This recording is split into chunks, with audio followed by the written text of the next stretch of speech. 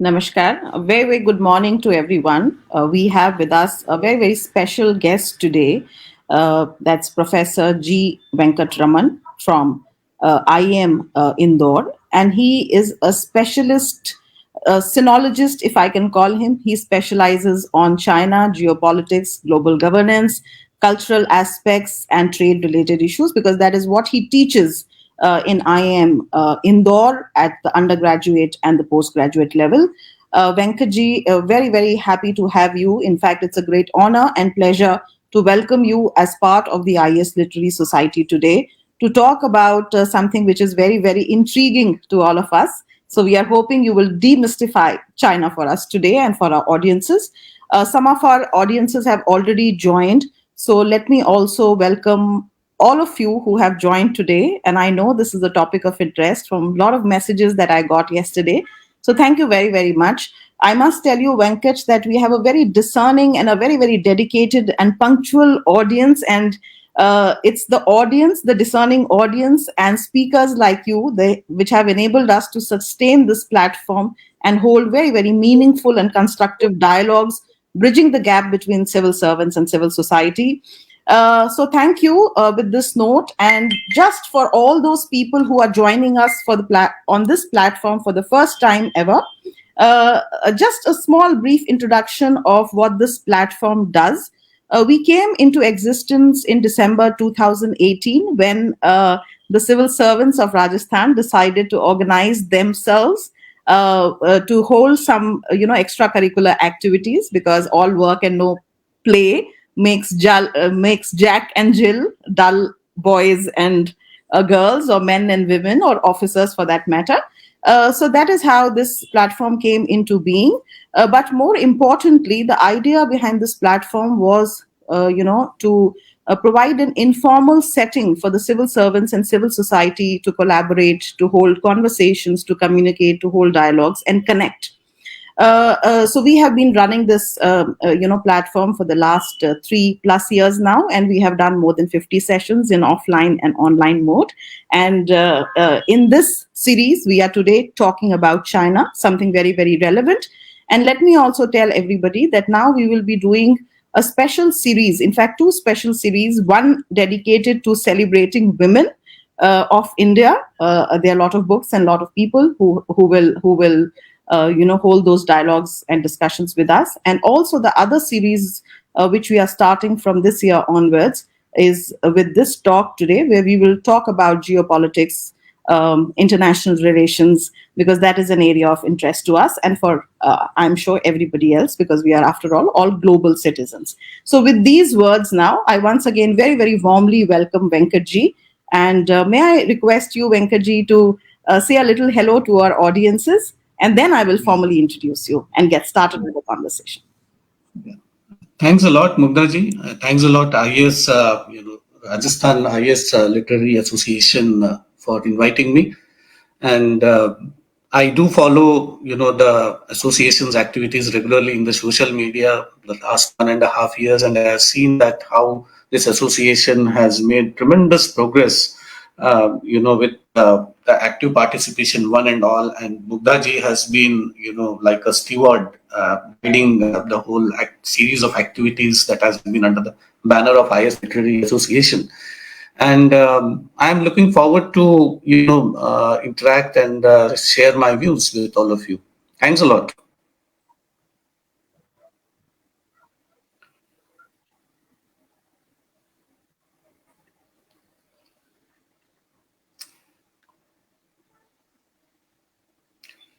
So today's topic, demystifying China. I think more than demystifying China, we need to understand, what is the relevance of China. Before Mugdha actually introduces me, I'd like to start on a very lighter note. This is regarding the relevance of China. It seems, I was reading this thing in a book, and the book talks about an imaginary dialogue in 1970s between Richard Nixon, the United States president, and Brezhnev, the Soviet leader. So Brezhnev basically calls up, Nixon and says that, Mr. Nixon, Mr. President, I have come to know that you people have developed a supercomputer which can predict events that will take place in 2000. Then Nixon says, yes, Mr. Brezhnev, you heard it right. We have done it. So Brezhnev asks him, Mr. Nixon, if that is true, can you ask your supercomputer who is going to be the members of Communist Party of Soviet Union's Politburo Standing Committee? And then Mr. Nixon says, yeah, of course, just hold on. And then, he pauses for a moment. And then Brezhnev steps in and says, hey, you people, simply engage in propaganda. And, what kind of supercomputer is this? Then Mr. Nixon says that, Mr. Brezhnev, no, it's not propaganda. Believe you me, I can see the supercomputer answering me. But the problem is, it says something in Mandarin. And so therefore, I'm not able to read it and decipher what it is saying. So that is what, 2000, this joke basically tells us perhaps that, China is going to be a significant force to reckon with. So with this, small anecdote, I would pass on to Mughda. So thank you very much, Venkat. That was really interesting. And since you will figure out in the course of the introduction that Venkat is a fluent Mandarin speaker, there are very few people in India who have that kind of command over the language as also of the subject. So here I go with a formal introduction of Dr. G. Venkat Raman is currently an associate professor in the area of humanities and social sciences, Indian Institute of Management, Indore. Venkat is a sinologist. He has completed his doctoral studies from the School of Government in China's premier university, Peking University at Beijing. Venkat is a fluent Mandarin speaker. He has also worked in Beijing as a professional for 2 years and 8 months, which is close to 3 years. Venkat offers courses like Understanding China, Political Risk in International Business, and Business Ethics at the postgraduate level. In the undergraduate level, Venkat offers courses like International Relations, Power Rivalries, and Global Governance in the 21st Century. He has been a visiting fellow in the BRICS Center at the Fudan University, Shanghai, and visiting faculty in ICN Nancy, France. His areas of research interest are China's interface with global governance and business ethics pedagogy. So with these words of introduction, thank you once again, Venkat, for being with us here and starting on a very, very anecdotal note, because that has set the ball rolling for us to discuss China today. And this is, I'm hoping, going to be a very, very interesting session for all our audiences. Venkat, tell me something. Where does China get its power from? How has China been able to maintain its relevance and become a power to reckon with? And the fact that we are talking about China today, where does this power come from? What is the DNA of this power? Speak a little about that, and then maybe we'll talk about other aspects of this power. Yes. I think, the power which China derives today, derives from multiple sources. But I think, let me begin it by saying that it deals its, power and relevance from multiple, sources. So if you look at it at a very cultural level, China is not like a nation state. It doesn't see itself as a nation state. It's better to be understood as a civilizational state, a country which has had 5,000 years of uninterrupted history. And so that is, the cultural aspect. It sees itself as a civilizational state. It is a state which, is extremely, extremely conscious of its very glorious history. It is a state which, with people who, are always of the conviction that they need to basically reclaim. Venkat, Yeah. Yeah. Venkat, we are losing your voice. There is a disturbance in your voice. Can my backup team ekbar just check? Because there is a lot of disturbance in the voice. So can the audience also just for a minute tell us whether there is clarity in the voice and whether you can hear it? Can somebody just type and let us know, because the voice is breaking on my side. So I just wanted to confirm if it's not happening on the audience side.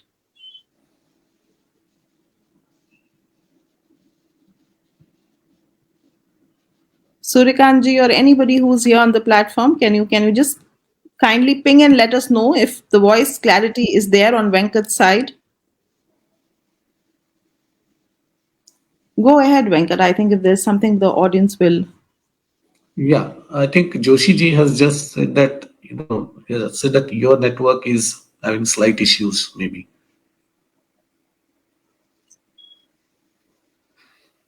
Yeah. Okay, go ahead, Venkat. Sorry. Yeah. So culturally, it's a country which is extremely conscious of its history, and ever since the Opium War, it has looked at its period in history as a century of humiliation, and it wants to basically reclaim its rightful place under the sun. So, that is what is, and even today, many of its strategies, many of its, the leadership's way of looking at things is tremendously influenced by texts which are centuries old. So whether it is the concept of, Tianxia, for example, which looks at the world not in terms of the nation state, but it looks at the world in terms of a universal viewpoint where, China, it looks at the world in terms of a hierarchy of states. It believes in a China which is there in the world dominated by the tributary system. It believes in a world, where it feels that it has got a certain kind of human leadership that it has to offer, and that kind of a human leadership is based on its civilizational identity, which feels that it's very glorious, and it needs to basically embrace the so-called barbaric cultures outside of China. So it believes in a world which is there arranged in concentric circles with China in the middle of it. So that is the cultural historical part of it. Now, if you look at it, from a political standpoint, the post 2008, the American subprime, the financial crisis, has led to basically many questions being raised about the Washington Consensus. So, that is the time when actually China started, realizing that it needs to change its, development model. It needs to start focusing on what they call, earlier till 2008, it was an export promotion, growth model, whereby boosting exports was the main thing. But in 2008, after that shock, it realized that, it needs to now change its development strategy. Now it has to start boosting domestic consumption. It has to start focusing its own economy. It cannot rely on the West. So that is where it started. Basically a question of self-reliance comes into picture. And in the second decade of the 21st century, especially ever since Trump came to United States, putting America first, and a certain kind of message that United States has sent, that we are not going to pay for the security umbrella that United States has provided till now. There's nothing called free lunch, etc., etc., and United States deciding that we are going to walk out of the Paris Accord. We are going to perhaps walk out of WTO. That's what Trump threatened at one point of time, walking out of WHO. So all these, and also the kind of intensive economic and trade ties which China and United States have developed over a short period of time after China's access into WTO, that China has realized that they are in a position today where they can actually dictate terms. And third is politically they have been very suave. They have been very careful in waiting for their time. And so for 1980s, 90s, first decade of the 21st century, then the second decade of 21st century, they have been extremely pragmatic and practical about what is it that they can do and what is it that they cannot do. So for example, when the Cold War got over, for example, a delegation from third world countries went to meet Deng Xiaoping, the former Communist Party leader. They said that, see, look, Soviet Union is gone. Now America will bully us. Now you are the only people who can actually save us. And then Deng Xiaoping said, we are also just like you. we are not ready to become leader. We don't believe in that. Putang tho. So, we are not ready to become the head. And so if you look at that, today Xi Jinping is basically talking of China Dream. He's talking of Belt and Road Initiative. He's talking of a China which is ready to, reassert and, take a certain kind of revenge basically and rediscover its original identity and overcome the century of humiliation. So he has promised this China Dream. This China Dream is that which basically is, giving China a new push.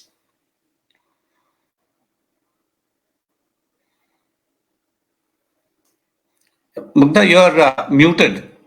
Mughda, you're muted. So thank you very much. That was very interesting way of understanding China, of how China views itself in the contemporary times. And China derives a lot from its past, and it's believed that China believes that the future lies in the past, and he who can control the past can actually control the future, and that is why there is a lot of underpinning of reaching out into the past and glorifying the past, edifying the past, which is happening, be it the Confucius institutes which are setting up. But of course, about culture we will talk later. But given the fact that from the early centuries, 221 is when Imperial China came into being, the Celestial Kingdom, the Forbidden Land. It had a very, very regional approach to how it looked at its neighbors, right? It had this core periphery understanding of how relations have to be maintained. It came from a power of superiority. So tell us, how does this ancient history, and also the fact that China is a land of the analects of Confucian, Taoism. So how does at one side the Chinese ancient history of this relationship of kowtow and the core and the periphery, of superiority and dominance of the periphery, and the fact that it is the land of Confucius, so that ancient wisdom, how the present contemporary China uses its ancient history and ancient wisdom to define the political narrative today? Yeah. So I think, one of the most important things that, when it comes to China is, so for example, I'm first answering your question tangentially and I'll come back to the core of your question. So one of the things, that COVID has brought about is, or whether it is with India or whether it is with the larger world, to engage or not to engage with China. I think, my first response to that question is, if you engage with China, the world has still, made very little of the black box called China. Now, by completely not, engaging with China, you are making this black box all the more, significant. So there's always this dilemma. That is one. And number two, given the way developments have taken place, I'll talk about it a bit later. The point is the world today in a position actually to say that we are going to decouple with China, or the world is contending that what if China is going to say that we don't need you, it is we who are in a position to choose whether to decouple or not. So that is the dilemma. Now that kind of a dilemma is something which comes about with any kind of an attempt that we make in understanding China. So we need, as you have rightly pointed out, the past is extremely, extremely tied with, the current China. To give you two examples, if you look at, for example, Xi Jinping, it is believed that Xi Jinping has basically got inspired in his way of looking at things from two very important, so in fact, three important sources. One is basically the Tianxia concept, which one of the Chinese scholars has been talking about, and based on the same lines which you have mentioned. The Tianxia concept, believes that the Western international relations theory are ethnocentric. They are culturally biased. So therefore, we need to look at the world beyond the lens of nation state. and they believe that the world is divided in terms of distributed in terms of concentric circles, and they believe that in the core of the concentric circle it is China, and it is this civilized China which will actually reach out to the barbaric people in the peripheral lands, and so therefore implying that that a certain kind of territorial mindset is there. But however, they also believe that for the reasons which are inexplicable, they believe that unlike the West, who they believe that it is a hegemonic kind of a rulership based on coercion, and they call it patao. This is basically the bad way or the hegemonic way. They call that their way of leadership is benevolent leadership. So they call it Wang Tao. So, and that is why if you look at Xi Jinping, he after doing all this, he has calls like BRI and all. He talks about a community of shared future for mankind, quote unquote. This is what he says. Now, this kind of a sloganeering is something which is derived from the Tianxia concept, which was there earlier in the Zhou dynasty. Similarly, if you look at how so the two important works, one is the 100-year marathon, given by one Colonel Liu Mengfu. He's a Chinese colonel. He has been very critical that China for very long has been dominated by a sense of economic empowerment. But this kind of an economic empowerment without militaristic empowerment is something which is no use. It just makes China appear like a lazy sheep, actually. So this is one. And second is, there is another, work which is basically goes by the name of Wolf Totem. So he says that China has been very sheepish for a very long time, so it needs to become a wolf. And what kind of a wolf? In fact, this work has been critical of, the Han way of doing things. They say that China should rediscover its history and learn from, the northern invaders, the Manchus, the Genghis Khan, how they have been very, very aggressive. And I think if China has to rediscover its place, it needs to learn from history and needs to be more assertive. So it is believed by people who have been following, Xi Jinping's way of looking at things and his strategy. They believe that, this whole idea of China dream and China being more assertive can be traced to, these ancient, texts and other things which are very, centuries long. So even when they are spoken about, BRI, for example, Belt and Road Initiative, they don't fall shy of invoking, Confucian values to basically say that BRI is something, which is talks about equality, talks about, doing good for others, etc., etc. So they always, are in touch with, their past. And this is a state, a leadership, which is always having the pulse of history, very much, and that is how they function. Yeah. So very interesting also, Venkat, because in 2021, the Communist Party of China completed 100 years. It was a centenary celebrations, and of course it was locked down, so we didn't hear much of what was happening. And China, of course, is pretty much opaque to the world outside, though it draws so much from the international world, but it is opaque to the world. So that is also something I'd like to know from you.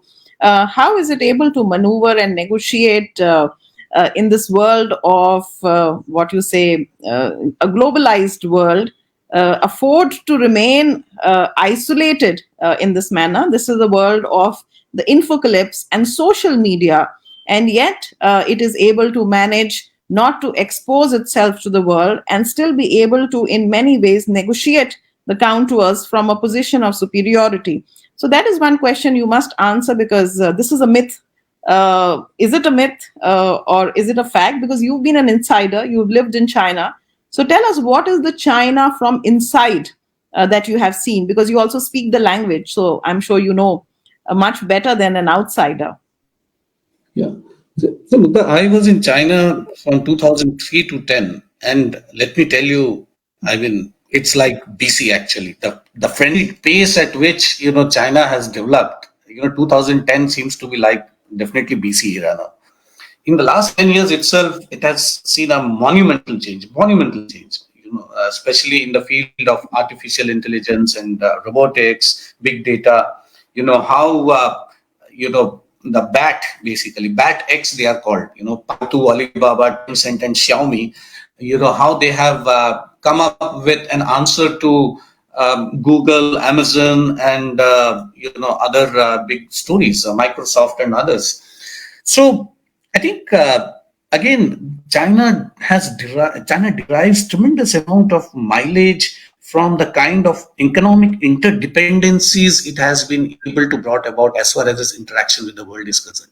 So, for example, if 15% of mineral resources that are extracted from South Africa, for example, that is exported to China. 48% of iron ore that is mined in Australia is exported to China. In fact, I remember the volumes are mind-boggling.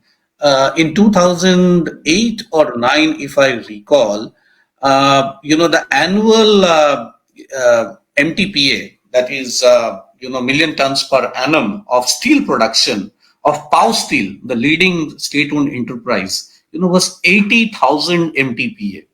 And that time, only Pow Steel was producing this annually, 2008. And India's total production during that time was 20,000 MTPA.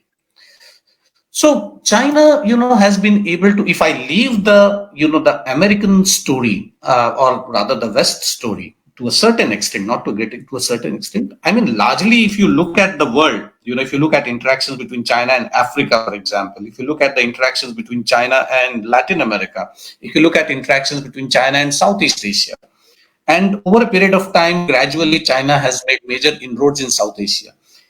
Through its economic clout, it has been able to, bring in a certain kind of interdependency, which, has made many of these countries dependent on China to a significant extent.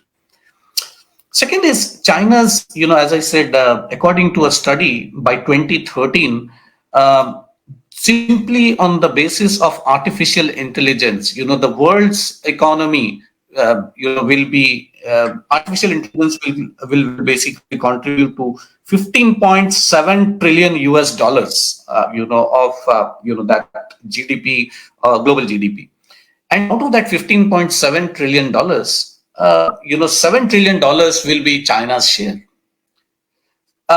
Similarly, if you look at the engagement between US and China, for example, many scholars believe that it is impossible to decouple for Americans, come what may, whatever their politicians may say. So even at the height of the trade war, the volume of trade between US and China at the end of 2018 was 660 billion US dollars. 660 US billion dollars. 2019 it came down, but it came down to some 580, if I'm not wrong. In fact, very interesting piece of data is just before the Soviet Union collapsed, per annum volume of trade between US and Soviet Union that time, per annum, it was 2 billion US dollars per annum. And during the during the trade war between US and China recently, at the height of that, per day, average per day exchange of trade between these two countries was again $2 billion. So per day. So that is the kind of volumes that we are talking of. So this is economic interdependency. Second is China has very successfully been able to challenge the existing international financial institutions or the post-Second World War international financial governance through establishment of the Asian Investment Infrastructure Bank or the Silk Road Fund, and through BRICS, basically the New Development Bank, through all these, things. And it has conveyed a message to the West that, it is not going to basically, sit, just passive, and it's going to be allowed to dictate terms. Earlier, maybe not, now for sure. And to United States chagrin, it's, the most close allies like United Kingdom also decided to become a part of AIIB. So France, Germany, all these people have become part of AIIB now. It has more than 100 countries membership. If you look at the Belt and Road Initiative, again, I mean, it is impacting more than 130, 140 countries in the world. So if you look at population, it impacts 70% of the population of the world. So we are talking of mind-boggling numbers here, and I think this kind of interdependency that China has brought about. And if many of us, I'm sure this is a very enlightened audience, and I'm sure they look at various developments related to China because it hogs the limelight every now and then. In fact, it has become so powerful that it has been through Confucius Institutes, as you have said, it has been able to boost its soft power. It has also established its presence in Hollywood. It has also been able to influence some of the legislators in Australia and Germany, whereby through lobbying it was able to influence them. And then Australia and Germany, both the countries' legislatures had to come up with laws whereby they had to think of censuring China. And also, they are extremely shrewd in terms of how do they manage. So, for example, if there are intellectuals who are China baiters, and they are influential in various international fora, China ensures that, they are not given enough of talk time to be very critical of China. Similarly, if people are very praiseworthy of China, people find Chinese model very praiseworthy, then, in fact, they call them, they give them a red carpet welcome, and they, show them the Great Wall of China and, give them scholarships or research, etc., etc. So, it is a very sophisticated country working at multiple levels to, ensure its, dominance and how it makes headway. Yeah, that was absolutely wonderful. Such a vast expanse of covering different gamuts, and you very rightly mentioned about the economic interdependency. And let me just, for the benefit of the audience, talk a little bit about the fact that we all know that China is the most populous country in the world, 1.5 billion people. It is the third largest, global trade partner. It has a 18.46 trillion US dollar economy. It's got a trade surplus, as you mentioned, of 535 billion US dollar billion plus. It has huge investments in assets around the country, and there is a web. And that web, very rightly, is just a contemporary version of its ancient imperial empire kind of a understanding that it has. And that is why China has invested not just in Africa heavily, Latin America, and also in the SAARC region. You have investments in Gwadar port, you have investments in ports in Sri Lanka, so even around the Indian Ocean belt. And also what you mentioned about the various international governance institutions, that probably may have some kind of a traditional rivalry with Japan, because Japan has for many years very successfully ran the Asian Development Bank model. And I remember I was, Venkat, involved in very early stages of negotiations when this bank was coming up, and whether India had to join or not had to join. So I totally understand what you're saying. Also, the fact that somewhere it was after Deng Xiaoping, China opened for the first time, understood the importance of, economic interdependence after Mao's Cultural Revolution had failed. And then in 2001, after such a long time, China joined the WTO. In 2017, the first Chinese premier to attend Davos, the World Economic Forum, was Xi Jinping. So, it has even its, economic interdependencies have timelines. And if you look at timelines, they're stretched timelines from 1979 to 2001 to 2017. But my question to you is, given this kind of an expanse, we go back to the Opium Wars, right? And the Qing dynasty. China's experience of interacting with the mercantile powers, the colonial powers, and Great Britain for that matter, later on in the Cold War and the post-Cold War era, its experiences with US and Russia and Japan, and the kind of centuries of humiliation post the opium wars, I think has some kind of bearing on how it interacts with these powers. Can you talk specifically about these four countries? Because somewhere I feel that China's rise is also in a way linked to the decline of the American, dominance in the globe. So talk a little about these four big powers: US, Russia, UK, Japan, and then maybe we can come closer home and talk about the Indian Ocean Rim and what China is doing there. Yeah. So we talk about United States, for example. I mean, okay, let me just start talking about Japan. Japan is something, a country which many of us may be surprised that China is perhaps having less issues with India than it has with Japan. Because Japan, the way Japanese soldiers during the just before the Second World War, the way Japanese soldiers basically humiliated the Chinese is something which the Chinese are never going to forget. It is always fresh in their memory. In fact, this always is a flashpoint, where the whenever the Japanese prime minister goes to the Yasukuni shrine in Japan to pay homage to Second World War soldiers, every time it is a major issue in China. And China has always very carefully, like every other government, has been extremely shrewd in whipping up the Chinese nationalist sentiment whenever it has had issues in the domestic arena, and it has instigated anti-Japan kind of sentiment within the mainland. Uh, so Japan is, but if you look at in the recent past, just before the Tokyo Olympics, for example, China restarted engaging with Japan in a certain way.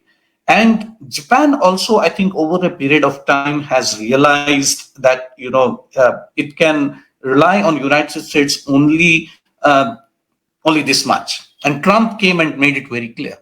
So the RCEP, the Regional Comprehensive Economic Partnership, is something which has been a major game changer as far as China and Japan is concerned.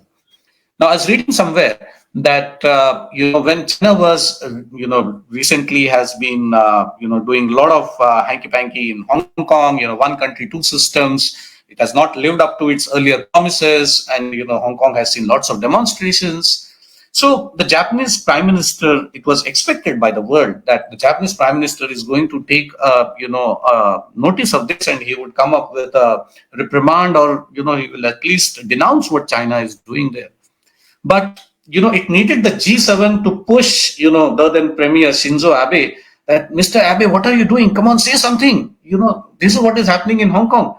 So so that is, and why was he quiet? And ultimately he did say something. But you see, Japan is also realizing how, to what extent it can afford to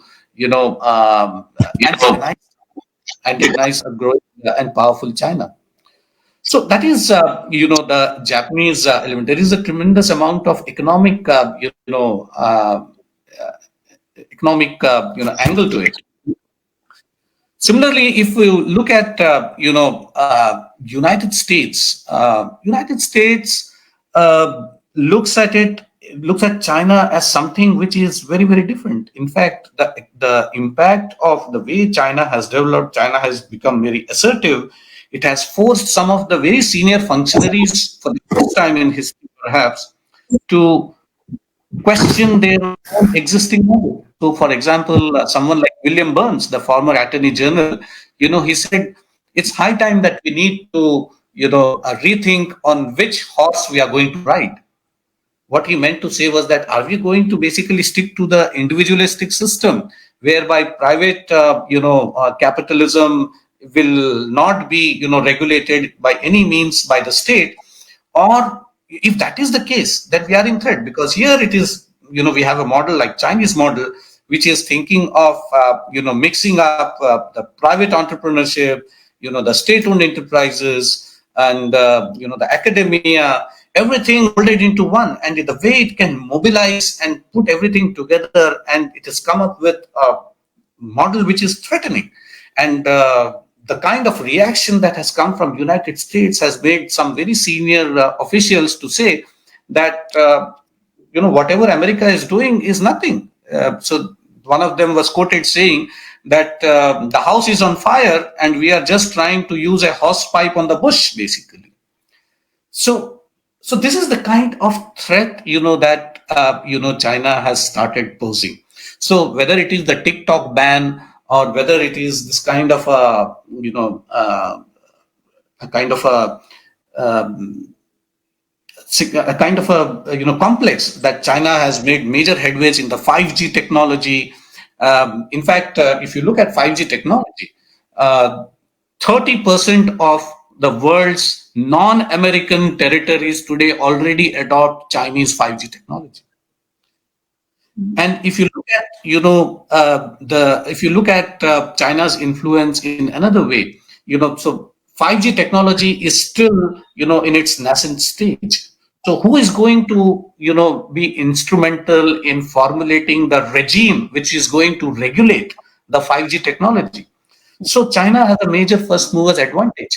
And more importantly, it has started basically having a not a top bottom approach that we are the ones who have started 5G, so मैं जो बोलूंगा वही होगा. No, it has not done that. It has very smartly, it has adopted a bottom up approach. And already you have OTT services, over the top services, which are there in many cities in the world. 16 European cities today are basically having OTT services which derive their functioning from the 5G technology.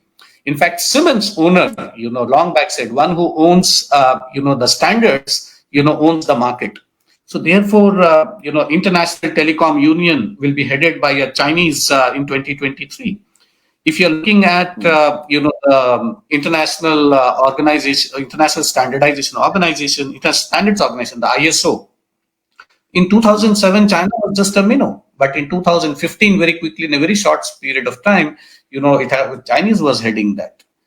So and for a long period of time, many of us think that China is a copybook.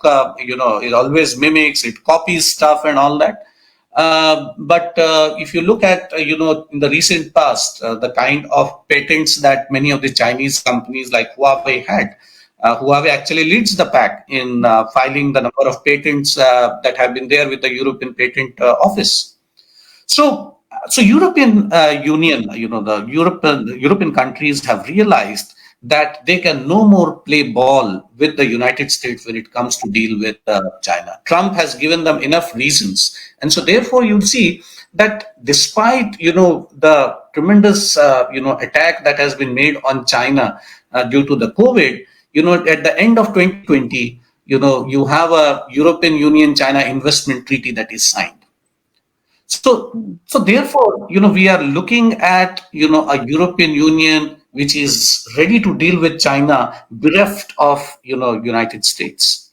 So except, England, which still basically is, liable to some kind of arm twisting, rest of the Europe is fine with China. Yeah, no, very interesting because, China has very nicely used its traditions and technology to transform and develop some kind of a creative partnership and creative diplomacy with the world. And in its inaccessibility to a very large extent, I won't say it's isolation, but in its inaccessibility lies the exotic charm of China. But since you've mentioned technology and you talked about economic interdependency, for a very long time, people who grew up on Adam Smith's classical economics believed that laissez-faire could only exist, free markets could only exist in in democratic settings. But China, who is negotiating with the world, has proved otherwise in many ways. See it enter WTO. It has what you called government-backed public sector organizations.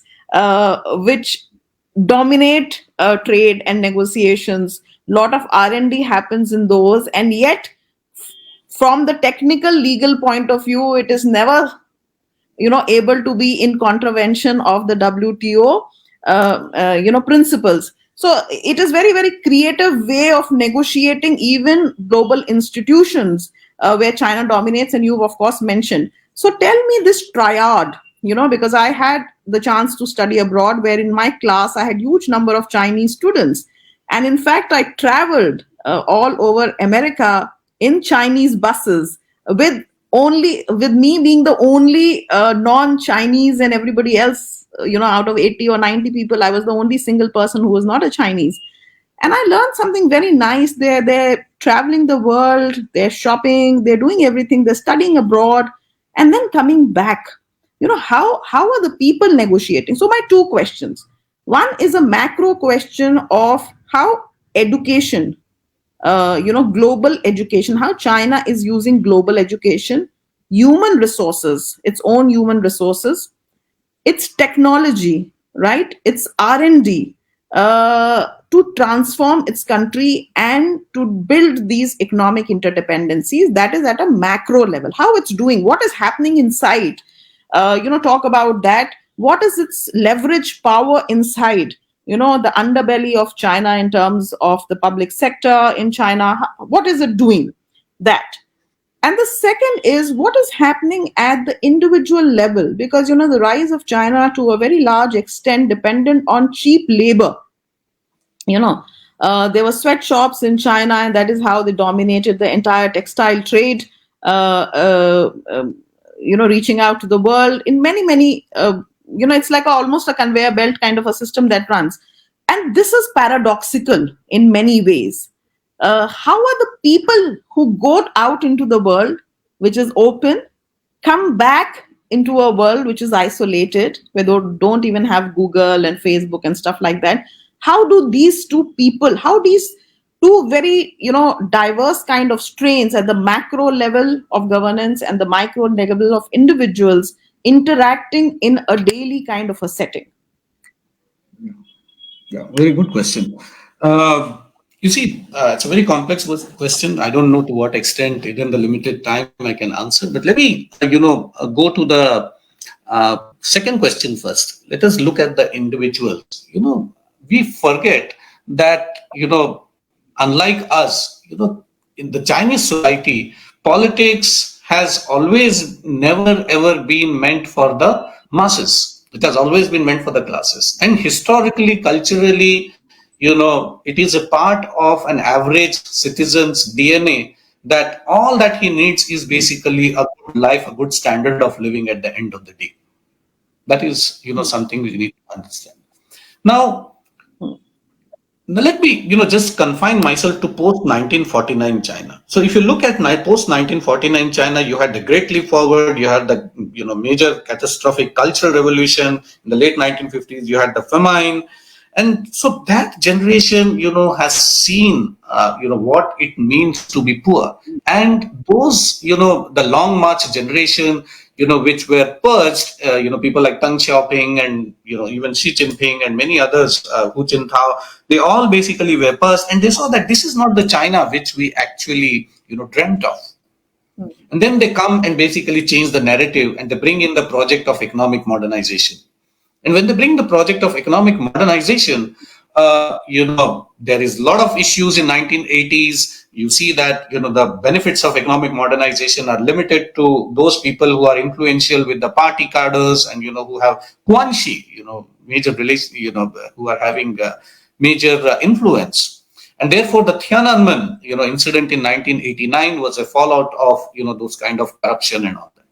But 1992, Deng Xiaoping makes his major South China tour, and then he opens up China, and then over a period of time, Hu Jintao comes in, and Hu Jintao comes and suddenly changes the narrative and says that, you see, all these years, we have come up with economic modernization, but, there are only two classes which have been left behind, and those are basically the working class and the agricultural peasant class.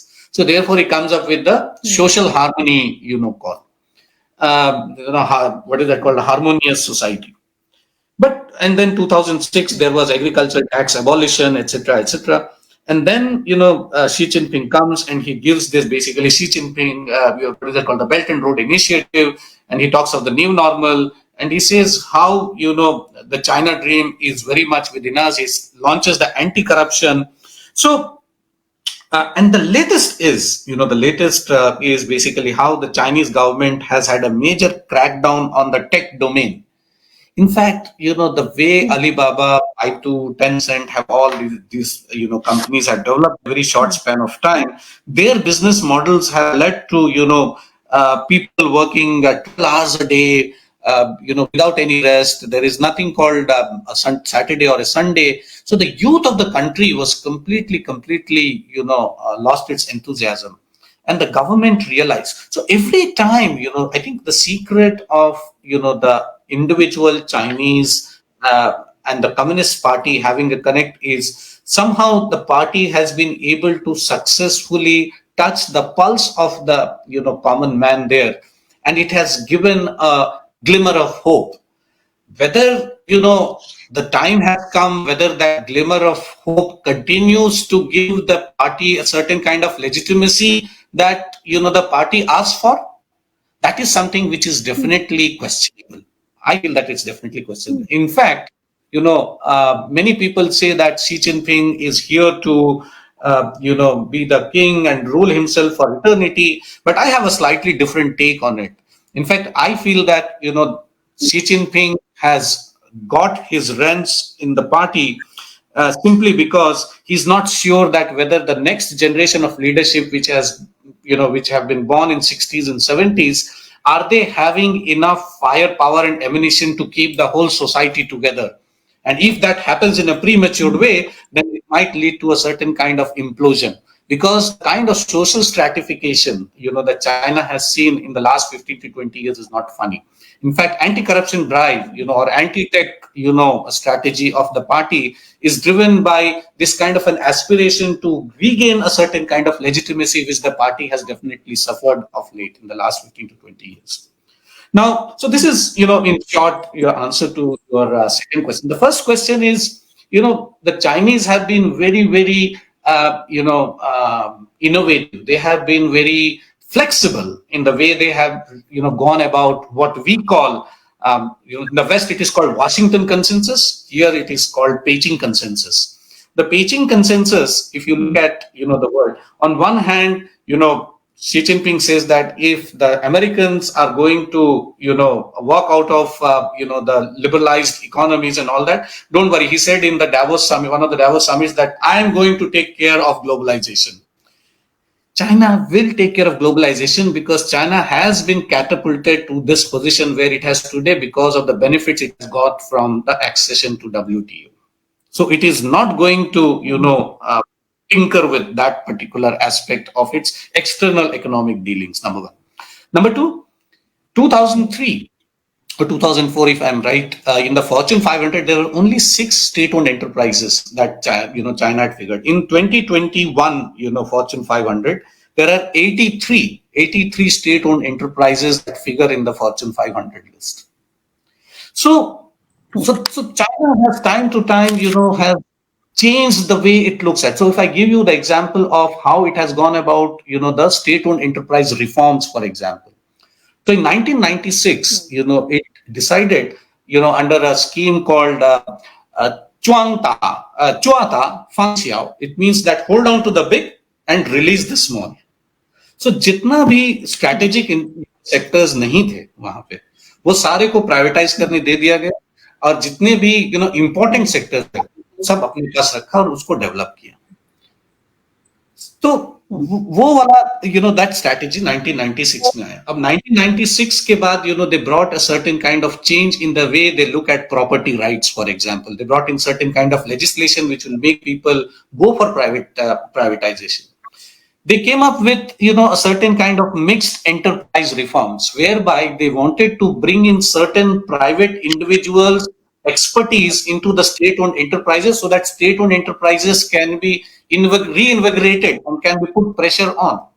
Similarly, when Alibaba and Tencent started, playing their role in the tech domain. In the initial years, Alibaba, Jack Ma's policies, he started even dealing with wealth management, products. And some of these wealth management products were paying people who are going to invest in them more than the banking sector, the state banks. Now the government has been fed up of telling many of these state banks that you have to manage better, you have to retain your customer, you have to hike the interest rate, X, Y, Z. But they never paid it. Now the Chinese government has been playing Jack Ma against its own child, the state-owned enterprises in the banking sector to up their act. Similarly, when WeChat came, people had free voice-to-voice chat. It was a super app, so people were able to talk to each other. So and then the major state-owned enterprises like China Telecom, China Mobile, all these companies were having major tariffs. They were not cutting down on price, and so therefore that government, basically the Chinese state leadership, sent a message that again, you people pull up your socks, otherwise these private players are going to eat into your business. So they have a very, very tremendous knack, ingenuity in going. Their regulation is also something which is very flexible. There are important bodies, whereby the government says that during these 4 or 5 years you need to be the rear sit in the rear part of the car. After 5 6 years, you are supposed to take the steering wheel. So if you look at the private sector's emergence in the tech domain in China, the government or the state always knew that manufacturing is their forte and technology is something which can never be a part of their deal. So therefore, the state happily gave this long rope, and at an opportune time, when Jack Ma was about to, become a parallel figure, or he tried to show himself as a force larger than life figure compared to Xi Jinping or the Communist Party, or Ant Financial is bigger than any of the state-owned enterprises. They said, "Hello, historically, your IPO is going to be the biggest one. Just cool down. There's no IPO." So he just was made to keep quiet. So this we say this happens only in India. So China, this happens only in China. It's not very possible to transfer those kind of lessons. But having said that, a short answer to this question, many of our in our country actually have this kind of a thing that, अरे वो तो communist party है, वो कुछ भी कर सकता है, and हम तो democracy हैं. Many times we have this habit of sympathizing ourselves by looking at this binary. Not everything that India has failed in is because of democracy. Similarly, not everything that China has achieved is also because of its autocratic way. In fact, there is an edited book. I will pass on the information to you. It came in somewhere around 2007 or 8. The book deals with India-China comparison, and the book's major submission is that it is very, very wrong to look at India-China comparison through this binary of democracy and autocracy. And if autocracy would have given China the edge, then India should not have done well the way it could do in a certain time when the annual GDP growth of China and India more or less matched with each other during a certain phase in the first decade of 21st century. Now, if democracy is to be blamed for that, how did India achieve that? So therefore, we need to basically understand what is it that they are doing. What is it that, what is the kind of policy making they are engaging? What is the new kind of public-private partnerships they are engaging in? Whether it is healthcare, or whether it is, transportation, we need to understand many of these things and find out, more about it. I don't know whether I have answered your question or not, but I think this is what came to my mind straight away.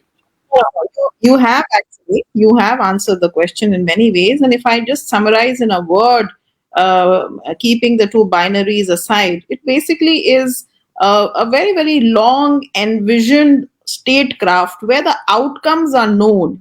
When you have clarity on the outcomes, your technological development, how you use your public private partnerships, how you use your human resource development, how you use your soft power, then actually all aligns in sync with with your statecraft goals basically. And I think that China understands very very well. Moving back to something that you spoke about earlier, but I'd like you to explain a little more the way you have this particular part is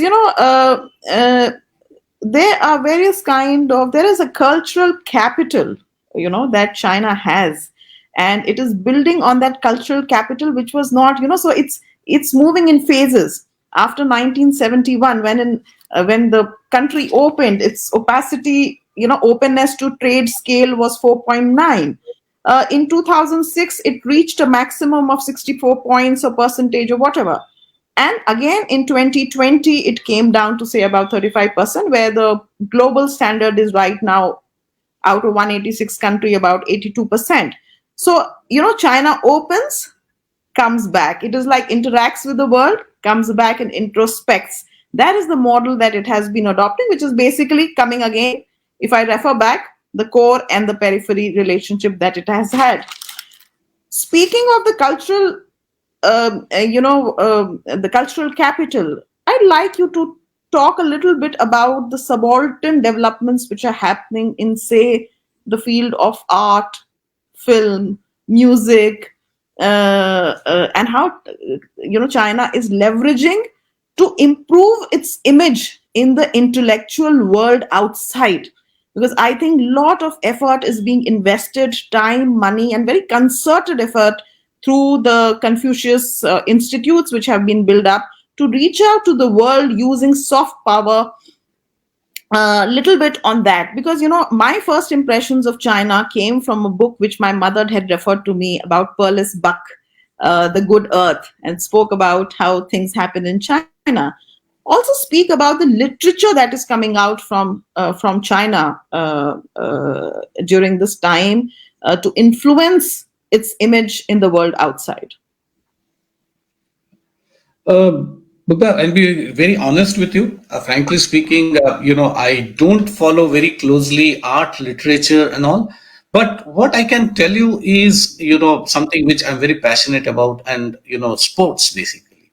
How China has been able to use sports to assert itself as a major power. So, if you look at the 2008 Beijing Olympics, for example, China did, in a very determined way, tell the whole world. It was a major, point in their post 1949 history, and they're extremely proud of it. And the way they basically went on projecting China as a sport power, and for the first time, they overtook, United States and became the number one, in the medal tally. So China takes its sports very, very seriously, and in fact, in the recent past, I have seen that various stories relating to that aspect, which aspect I'm just coming to, has died down. But in fact, 2 3 years back, I was coming across certain stories which were talking of how Chinese football league is going to be a major threat to some of the major football leagues in the world. And what is the reason? The reason being that the kind of money that they are able to splash is not funny. So people were afraid that the new Super League that is going to be the biggest Super League likely to take place. It has not happened. What happened to that story, I don't know. I'm not seeing much of it, but people were afraid that some of the biggest stars in football are going to be attracted to the Chinese football league rather than the Italian or Bundesliga or the Premier League or the Spanish league, La Liga. Um, so coming to cultural capital, this is something which I stayed there for 7 years, as you mentioned, more than 7 years. I think this is something which there's a certain way of looking at things which is so uniquely Chinese that has made them very successful. I'll just give 3 examples. Maybe then you can take over again. One is, Chinese, for example, they believe, normally we have read and we have heard from our early childhood that an early bird catches the prey, right?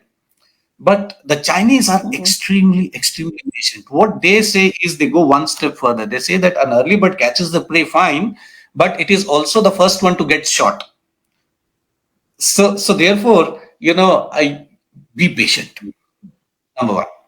Number two, there is nothing which is substitute to hard work according to Chinese. So they say chilku nai lao. So therefore they say that eating bitterness, is something which you always need to succeed. In fact, one of the most appealing things which I learned from that society, and it is worth emulating, and I tell to my students here also, that Chinese believe that if you succeed, or rather if you fail, it is your failure. Okay, it is you individual who has failed. But if you have succeeded, then they say that you are lucky. They never say that you have succeeded.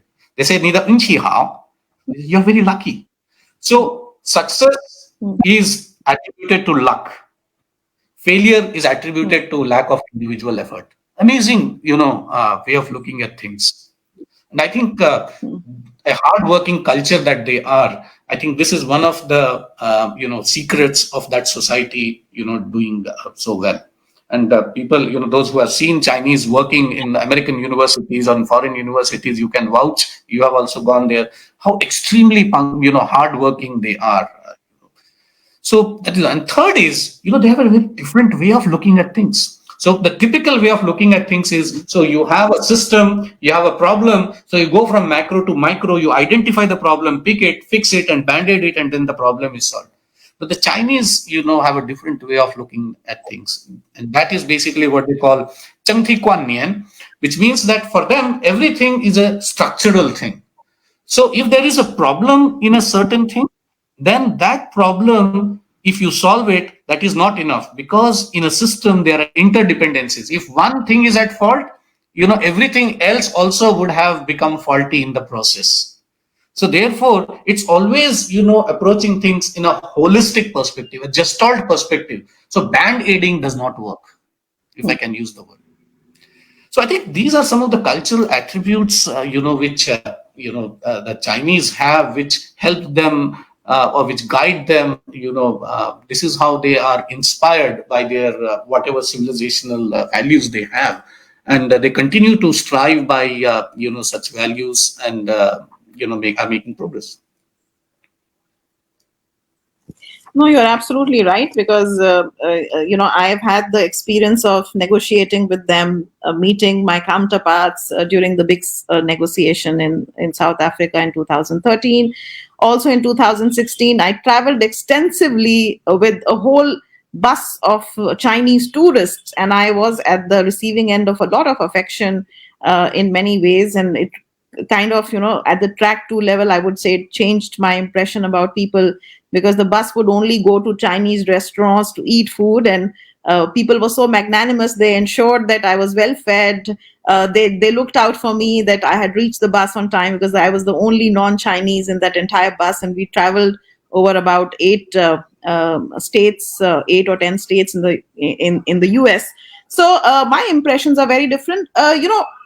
Culturally, I believe that the cultural revolution had a huge impact and bearing on where the Chinese people come from, and of course, Taoism, as you rightly mentioned. So I read somewhere that the Chinese believe that the winner takes it all. You beat someone and you are a hero, and if you are rich, you are always right. So I think these kind of what you say, these axioms kind of you know what you say, mentor their kind of understanding of how to negotiate inside the country and outside the country. So that was very, very interesting. And one very interesting thing, that hubris, which comes from being superior, though, that one thing that you mentioned, the tyranny of merit, I think that is also something which keeps them humble, maybe.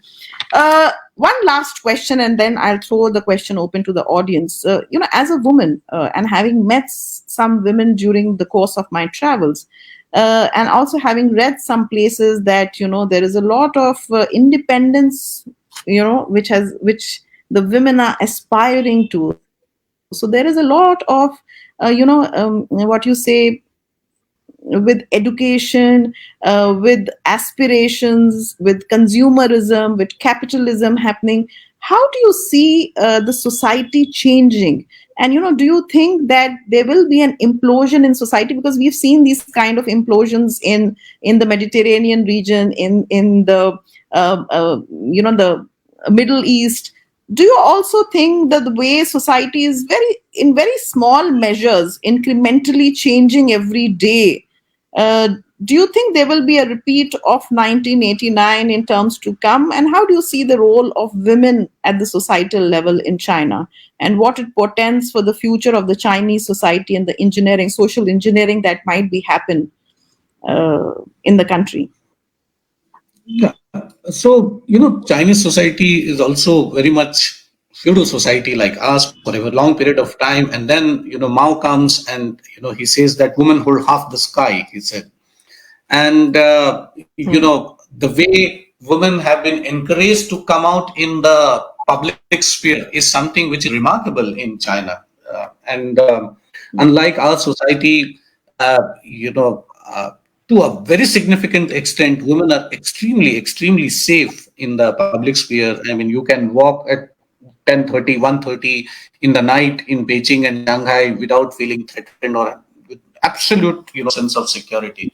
In fact, I have met many families, and I hate to say this, but I mean, it's a fact that many Indian women who have gone to China love China simply because of the kind of security they feel like when they roam around in the public sphere.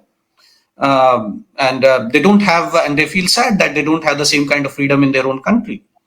So this is one. Yes. But if you look at, the one child policy, that is something which has been a major game changer. And so, despite being a feudal society, despite, Mao's woman hold half the sky, the craving for the sun is still very strong in China, even today. Even today. In fact, for the one-child policy in the rural areas, the government made an exception that in the rural areas where people depend on agriculture, if your first child is a daughter, you can go for the second one. But in the second time also, if you get a daughter, then forget about it. So that's the kind of culture we're talking of. But having said that, the way the little emperors or the little empresses, who have been brought up in the one child system, they are amazingly pampered. There is no discrimination whatsoever, and and I think it has given rise to a very significant problem about which actually the government has also of late expressed a certain kind of anguish and disappointment, saying that how urban divorces have increased in China big time. Divorce rates have increased big time with the one child policy generation getting married and finding it extremely difficult to get adjusted to the way the institution of marriage works. It has also led to a lot of pressures on the boys, and with modernization, the way economic modernization has worked after the failures of cultural revolution, that generation has promoted a certain kind of consumerism in the subsequent generations as if there is no tomorrow. And so that kind of a lifestyle, expectation of life, standard of living, a certain luxurious lifestyle, that kind of an aspirational lifestyle, which women have had, it is becoming extremely difficult for them to, get adjusted. And in a larger society, both men and women actually both have, going through this kind of a mass, consumerism kind of a, phase. As far as the whole society is concerned, I think the way China is having an extremely high Gini coefficient, the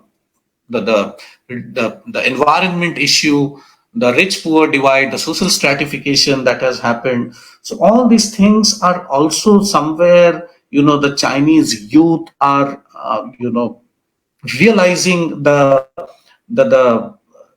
futility of participating in what they call this, rat race. In fact, the way many of these tech companies exploit the youth, the youth basically said that enough is enough. Now, let me go to some rural land and just relax. Let me focus on what they call, in my inner consciousness. The government suddenly became the youth of my country going to, focus on inner consciousness, who is going to drive the economy.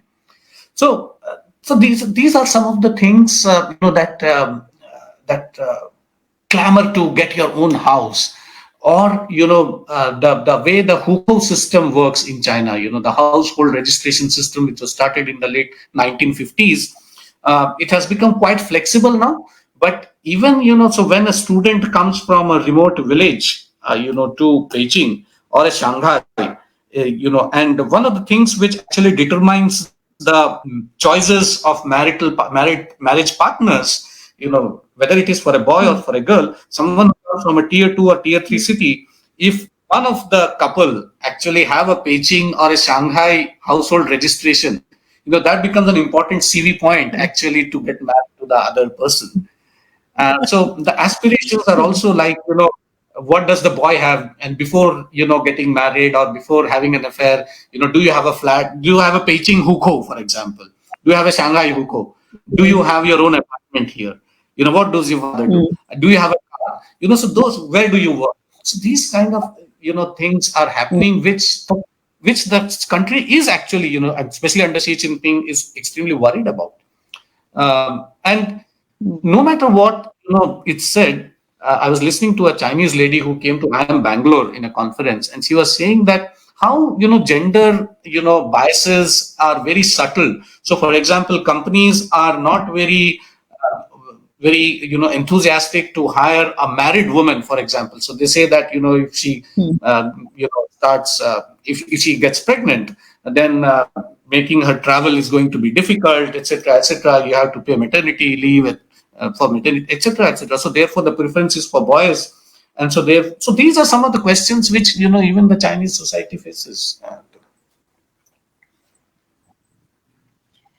No, that was very enlightening, actually. But I somehow, have an observation on this, Venkat, which is that, what you mentioned about how women are evolving. I also read that someplace when I was doing some research on the textile industry and how it supplies the US markets, basically. And I realized that women from rural areas were happy to work in those very, very stifling conditions, exploitative conditions in the sweatshops in China, in the textile and various other manufacturing industries, only because it gave them a lot of sense of freedom, because the money that they were earning actually allowed them to make decisions about their life. And this, what you've spoken about, the evolution happening in the way the women are thinking in China, is probably a global phenomena now, with plus and minuses here there, because with empowerment comes the right to be able to make a choice, and often this choice can come only with you when you have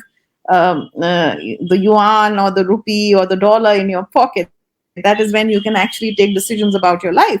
So I think, and also the fact that you mentioned about the youth, uh, that is also dividing the country. So if there is overvaulting ambition of the Lady Macbeth kind in one place, then there is also the Tao Te Ching kind of a Zen attitude, and being minimalistic or being non-essential or being essentialist. No, so that is also happening, and that is also a global template, I think. So maybe China is also experiencing that kind of a thing. So having said that, and I also believe that the Chinese people think, no, that, and I think that also another on poverty and unemployment is a global template, where if you have a bowl of rice and a soup of pork, then I think everything else is acceptable in terms of ideology, culture, governance, and I think that is also a global template. So papi pet ka sawal hai, and that is how we do these little conversations that we do. So thank you very much, Venkat, for touching very deeply on the ancient historical perspective, the cultural, ancient cultural wisdom, the cultural capital, how economic interdependencies have been built, what is happening in the public-private partnership, how China is negotiating with the major powers, what it is doing in the Indian Ocean rim, what it is doing in other countries from where the major powers don't have time to indulge, because the major powers are also experiencing some kind of a cathartic kind of a evolution which is happening. RCEP suddenly was important. Of course, India did not sign after prolonged negotiations. The TTP, the Trans-Pacific Partnership, which was a kind of a counterpoint to the RCEP, has not taken place. NAFTA is also in a kind of a it couldn't be renegotiated in the way that it was. So I think the global dimensions are changing very, very fast, and I'm extremely thankful to you for giving us such a wonderful perspective, coming from an insider, also somebody who knows, who can read the original sources of research and who teaches. So we are extremely grateful to you, but we are not letting you go, because there are a lot of our audiences who have asked questions, and I'm going to take up their questions now.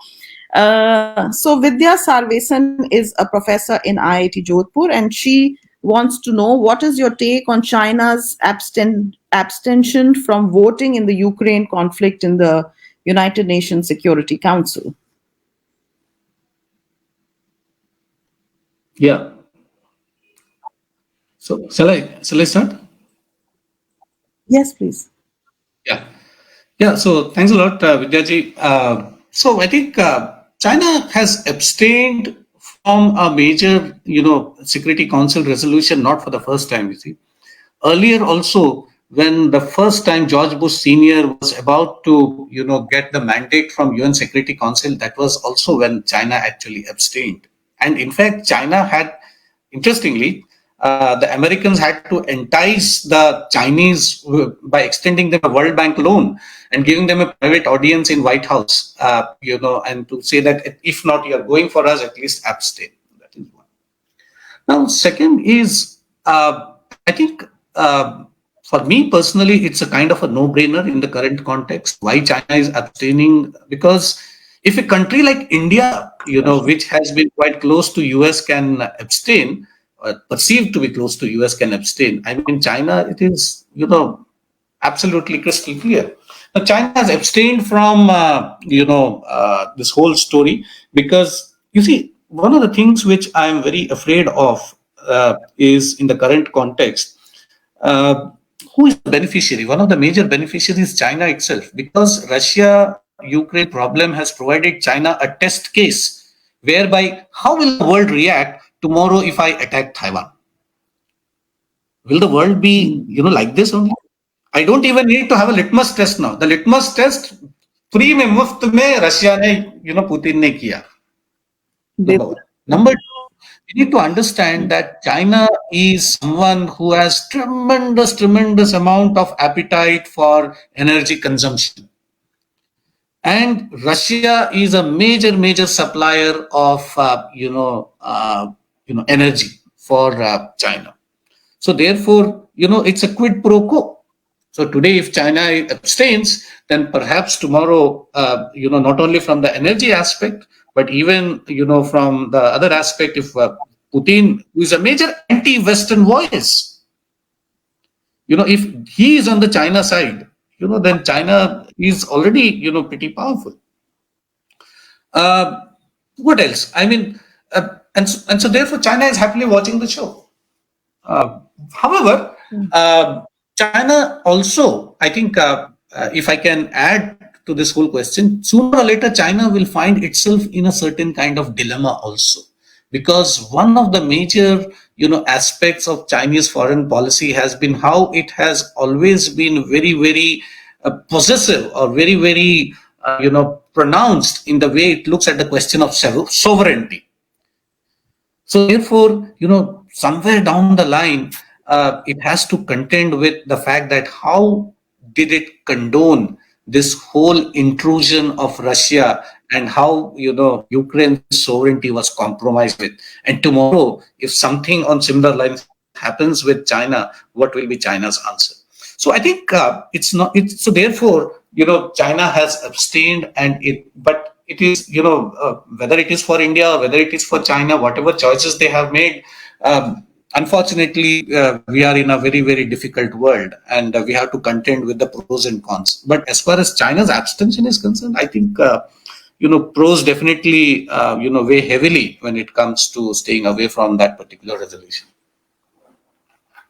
Yes. Yeah. So, for all the viewers who are watching us, I just want to tell you, please block 13th of March, 11 a.m., because we are going to bring another expert who's going to talk of the Russia-Ukraine relations, right from the historical perspective, the stories, and talk also about the current crisis that is happening right now. So you can hold your questions till then, and you will hear from the experts about it. We will let you know, we will circulate, and you can watch out the space for more. But coming back to questions, Suryakant Jodha is also a very, very discerning audience. He's an organic farmer and he delves into a lot of art and history. And he has a question. He says, China was like any other poor colonized country. What made the Western powers give it the permanent seat in the UNSC in 1946? That, I think, is a very interesting question. You must tell us. You see, in 1945, when the United Nations was formed, Taiwan was, that time the Kuomintang ruled, China, Chiang Kai-shek, and you had one China. And after 1949, when Chiang Kai-shek fled away to Taiwan, uh, and this was a communist country, and so therefore with a bent towards Soviet Union. So the Americans, decided not to disturb the status quo and continue to recognize Taiwan itself as the representative of the Chinese. But in 1971, in the famous Nixon visit, when he went to China, it was then, decided by both the sides, because the Americans wanted to, corner the Soviets during the Cold War, and so therefore they wanted to befriend the Chinese. And so Chinese very smartly said that, fine, we are ready to be friends with you. And they laid down certain, terms and conditions. And one of them was, replacing Taiwan, Republic of China with People's Republic of China. And that is how Taiwan actually was exited from the P5, and it is People's Republic of China, which became one of the P5 members in the UN Security Council. Okay. Avinash Tripathi is a filmmaker and teaches filmmaking, is a poet, a writer. He wants to know, what is the reason of upsurge of China in economy, sports and industrial growth in the last 15 years? Earlier, US was leading on these areas, but now it is China. I think you answered it as part of your discussion, but if you'd still like to take it and answer this question. Yeah, I think the way the government has been very flexible. The government, has come up with policies. I think the government has invested. Maybe I didn't, respond to this aspect of China. I think the government has invested a lot on, skilled education, and has invested a lot on R&D, and so for example, if I look at even China was very determined to have its universities as to be considered some of the best in the world. And unlike India, after the school education, it started coming up with various vocational training, ITI kind of vocational training programs, which will those kind of educational and skill oriented educational programs which are more in alignment with industrial requirements. That is one. And second is China is also a society like ours in many ways, and because the one child policy dominated the Chinese society for a very long period of time, they are also children were told that they should study hard, they should work hard, and they should clear. There is an exam, just like in India we have the joint entrance exam. There is an exam which the whole nation fears there after their 12th class. It is called Cao. So therefore, that is a very, very rigorous kind of examination that happens, and you are supposed to clear that exam. The traditional expectations, you are clearing that exam and doing it an undergrad program or a postgrad program in Peking University or Fudan University, some major university, and then you work for some major Western company or go to America for higher studies or join the government, etc., etc. Now, when this whole technology thing came about, the government, was very, very keen to, change this kind of a narrative. And so, therefore, in 2013, the Chinese premier, came up with this slogan of mass innovation and mass entrepreneurship. Now, in the Chinese society, whatever the government, it's a Confucian society. So the government that way is basically is always high in the hierarchy, and the society, picks up cues from the government time to time very nicely. I mean, the signaling works fantastic there. So when this mass entrepreneurship, mass innovation thing came, suddenly, uh, kids basically telling their parents that, you see, Li Keqiang, our premier, is saying, that party is saying that, there's no problem in going for entrepreneurship. There was a craze for entrepreneurship. And through this, the provincial governments, sub-provincial governments, they all got a queue whereby, incubation centers came about, various skill development courses came about, soft tech, the parks came about. And it started encouraging a certain kind of, ecosystem which will kindle the entrepreneurship. And there was absolute cutthroat competition there. And so that is how, China basically in a very short period of time has been able to stoke the, ingenuity, the initiative of people. And that's, because they are very hardworking and they got a very conducive ecosystem. The government has provided them the right kind of, uh, environment, if one can say so, to pick up their whatever they want to do. So timely interventions has been a very important aspect of this whole story. Yeah, so there's another viewer. He's a civil servant and he wants to know, during my visit to China in 2019, this is Ajay Aswal asking, religion in public space was conspicuous by its absence. Also, people were tight lipped about the religious choices. Still, a lot of ethics and discipline is evident in the economic activities and manufacturing. Is it ingrained or due to fear of the government? Oh, that's a very nice question, actually. Yeah, it's a very good question. I think, as I said, the Chinese societal values. They are all believed to be China has 56 ethnic nationalities, and the Han nationality dominates with 92% of the population being Hans. I think, just like the examples I gave, modesty or underrating your own success, attributing it to luck. So all these kind of are very much integral to the cultural values of China. And unlike Indians, I think somewhere religion not being there and this whole karma theory and all that, has actually made them very much this worldly in a way. And so therefore the idea has been that if you work hard, you get it, kind of a thing. So I think their social values are such that they are able to inculcate, such kind of values like discipline and all that. And where in India we tend to get some of these values from, or majorly from, our religious choices. In China, because of the communist system for a long period of time, religion has been kind of an outcast. Although, when I was in China, I could see significant number of people going to Buddhist temples and all, and, having incense sticks and all that.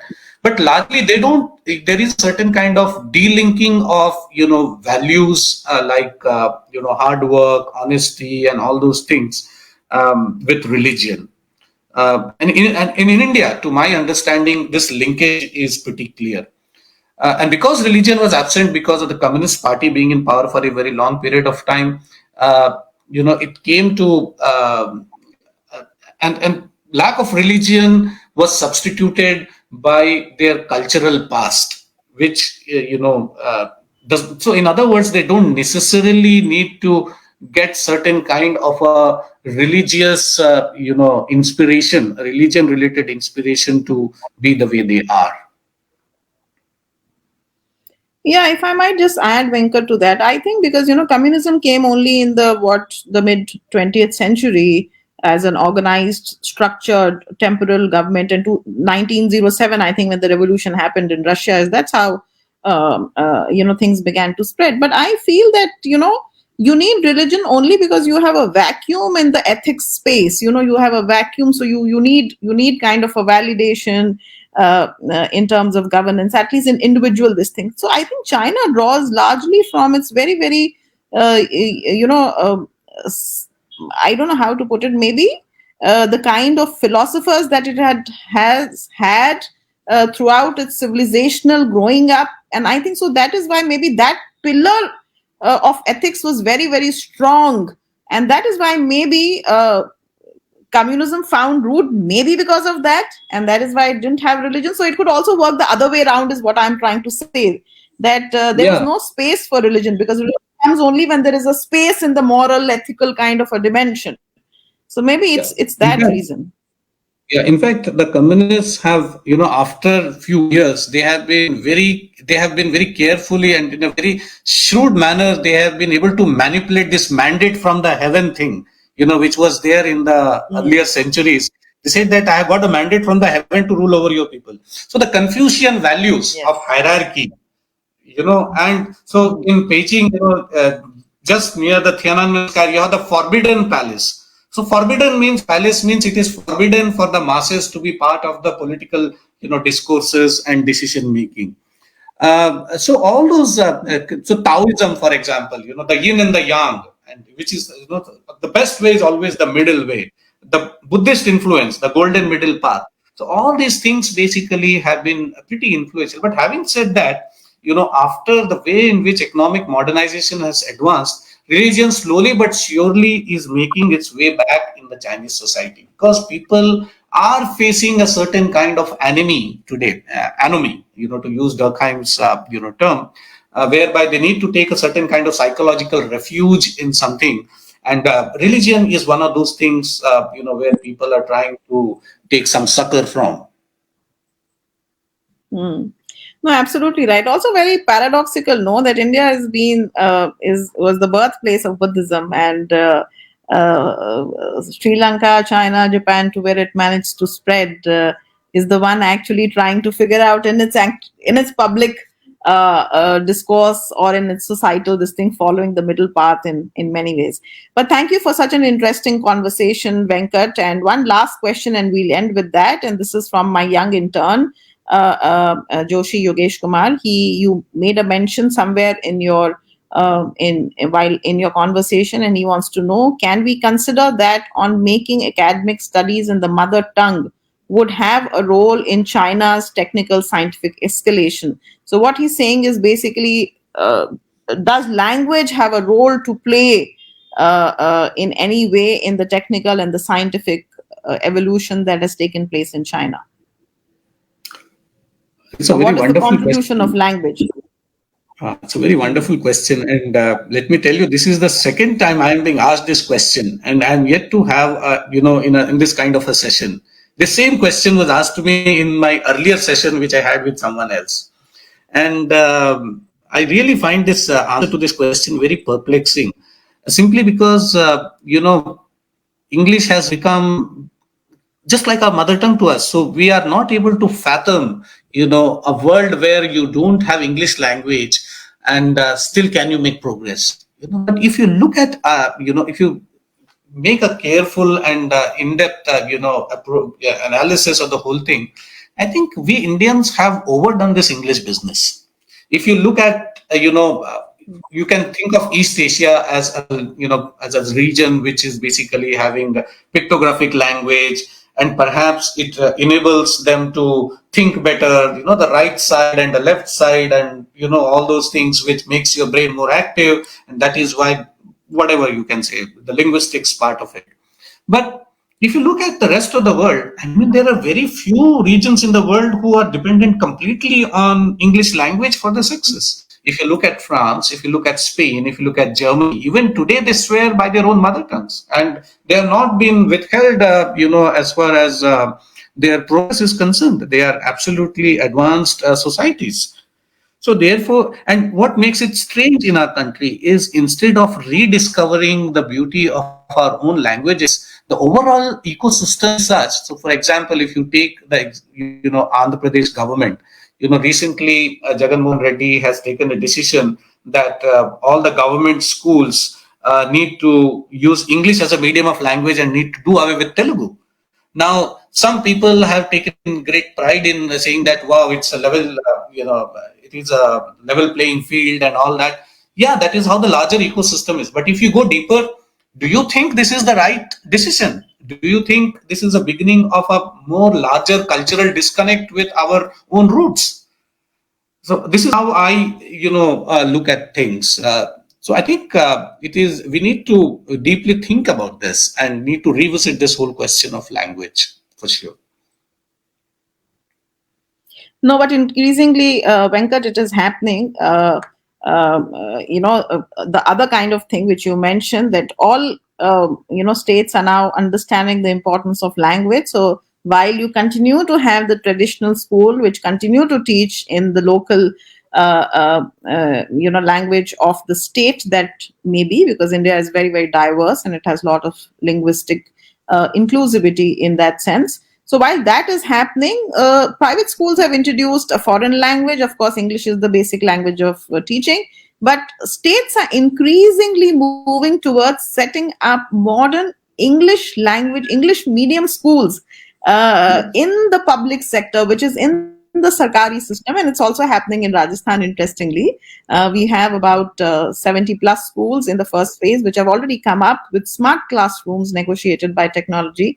We are also living in an age where the Alexas and Siris are actually answering, helping children do their homework. So I don't know how we are going to negotiate with languages where the robots and the artificial intelligence and algorithms will solve a lot of our problems in times to come.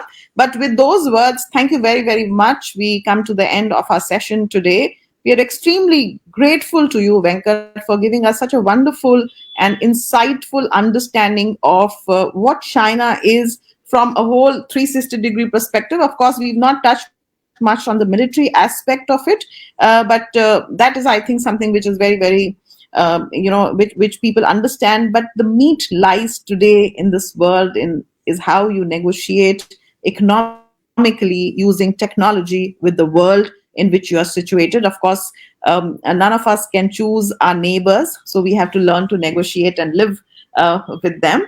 But thanks once again. That was very, very interesting. And Venkat, may I request you to allow us to have a biblio for those of you who would want to read more books on this aspect of China. Then Venkat has very nicely consented to curate a very, very academic list of books for any of you who might be interested. So if you are interested, please DM me your request and I'll be happy to obtain a list from Venkat and pass it on to you, because the idea of this forum is to keep engagement, to read more, to understand more, to have conversations like these with experts. So Venkat, thank you once again so much for being with us here today and giving us so much of your valuable time and expertise. We deeply and truly appreciate your being here today with us. Thank you so very much.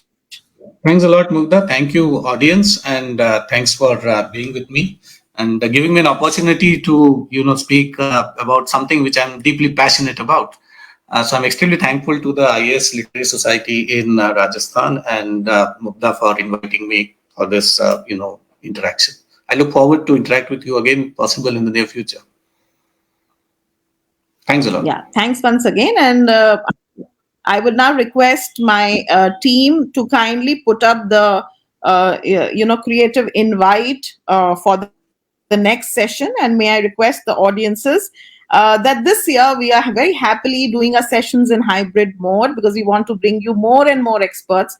We are also happy to tell you that we have struck a lot of partnerships with the publishing houses. So you will be having many more authors come to Jaipur as part of the IAS Literary Association. And on the 10th of March, may I kindly invite you for a very, very nice discussion on migration in the world, driven by the crises that has happened. A very wonderful book has been written called The Mediterranean Sea on the Syrian Refugee Crisis. It's in the crisis, in the environmental crisis, in the crisis that emerges from political instability in Africa and in the Middle East and elsewhere, which compels people to move from their homelands and to negotiate very, very difficult paths, as we have seen in the boat ride that was happening in the Mediterranean. And this is the book, and this is the author, Louis Philippe Dalembert. He's a French author, can speak very well, fluently in English, and he will be in conversation with us on home and the world, what migration, identity, and exile mean to us in literature.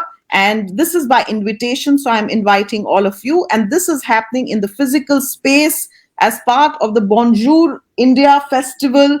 So may I request you to attend this session. Do attend this session on the 10th of March 2022. It's a Thursday at 5 p.m. in the book club at Jawahar Kala Kendra, Jaipur. And this is in partnership with the French Embassy in India, the French Institute, Alliance Française, Jawahar Kala Kendra, of course, and the Prabha Ketan Foundation. And this is happening on the sidelines of the JLF, which is taking place. And we will be bringing you many foreign authors this year because we've tied up with lot of institutions. So we are very, very happy to have you attend this session with us.